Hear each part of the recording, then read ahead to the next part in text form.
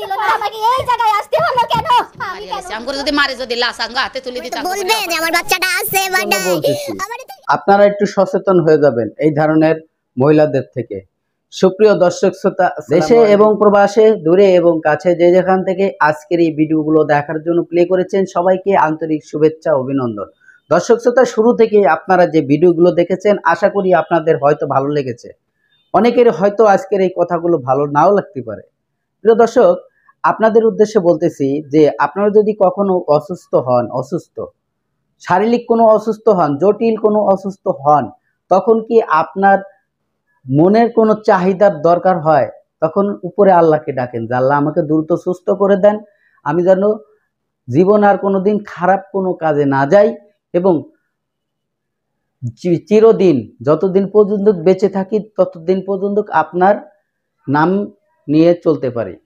এই ধরনের কথা বলে মনে মনে বলে, বাস্তবে না বললেও মনে মনে বলে, একা একা বলে, কান্দে।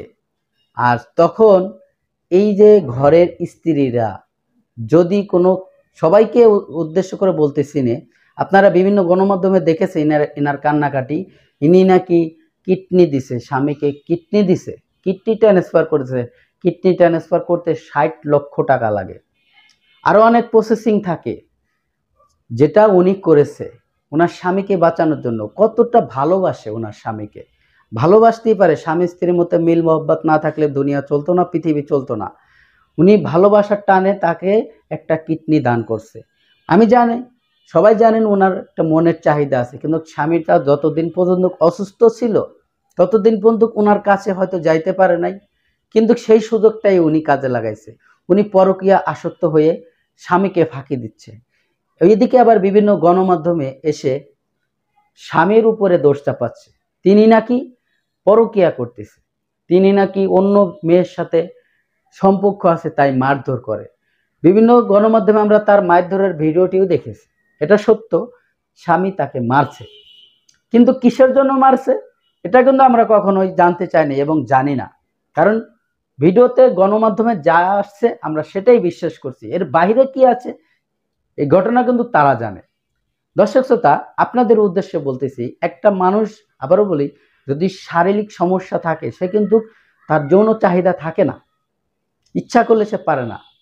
আর তার তো একটা কিডনি নাই, একটা কিডনি, দুইটা কিডনির একটা কিডনি নেই আর একটা কিডনি সে স্থাপন করছে, অর্থাৎ তার সাবেক জায়গায় পৌঁছতে অনেক সময় লাগবে। সে কি করে, ওই পুরুষটা কি করে অন্য মেয়ের সাথে সম্পর্ক করবে, তার তো ওই ক্ষমতাই নাই, তার ওই ফিলিংস নাই, যেটা আছে তার বউয়ের মধ্যে। আর তার বউ একটা না, দুইটা না, 4টা পরকীয়া করে, এবং এই ঘটনাটি সরাসরি তার স্বামী এখন মিডিয়াতে বলে দিয়েছে, যেটা এতদিন বলতে চাইছিল না, তিনি এতদিন চাপা রাখছিল। যখন একের পর এক অভিযোগ স্বামীর উপরে চাপাই দিচ্ছিল, তখনই সে মিডিয়াতে আসছে, বাধ্য হয়েছে, তাকে বাধ্য করা হয়েছে, আর সকল তথ্য সে বলে দিচ্ছে।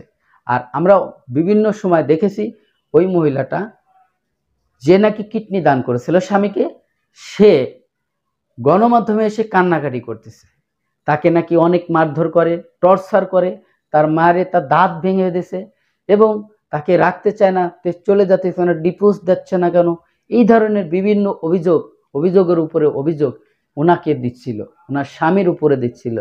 আর একটাই কথা ছিল যে কিডনি দিয়েও স্বামীকে রাখা যাচ্ছে না। দর্শক শ্রোতা, আমি আর বেশি কথা বাড়াতে চাই না, চলে যাব সেই গুরুত্বপূর্ণ ভিডিওতে। আর ভিডিওতে যাওয়ার আগে ছোট্ট করে একটি রিকোয়েস্ট করব, দর্শক, আপনি যদি আমার এই চ্যানেলে নতুন বন্ধু হয়ে থাকেন, ভালো লাগলে চ্যানেলটিকে সাবস্ক্রাইব করে রাখবেন। ভিডিওটির শেষে গুরুত্বপূর্ণ আলোচনা থাকবে, অবশ্যই ভিডিওটি সাথে। মানে মেয়ে মানুষ যে এরকম বিশ্বাসঘাতক হয়, সে কিডনি দিছে আমাকে, তারপরেও যে বিশ্বাসঘাতক। আপনারা যে ভিডিও ক্লিপটা দেখেছেন, সেই কিডনি, স্বামীকে কিডনি দেওয়ার জন্য এবং কিডনি দিয়েও স্বামীকে রাখা যাচ্ছে না, সেই পরকীয়ার যে ঘটনাটি আপনারা ইতিমধ্যে দেখেছেন। ভালো লেগেছে, যদি ভালো লেগে থাকে অবশ্যই আপনার মতামত কমেন্ট বক্সে কমেন্ট করে জানাবেন, আর বেশি ভালো লাগলে বন্ধুদের মাঝে ভিডিওটি শেয়ার করে দেবেন।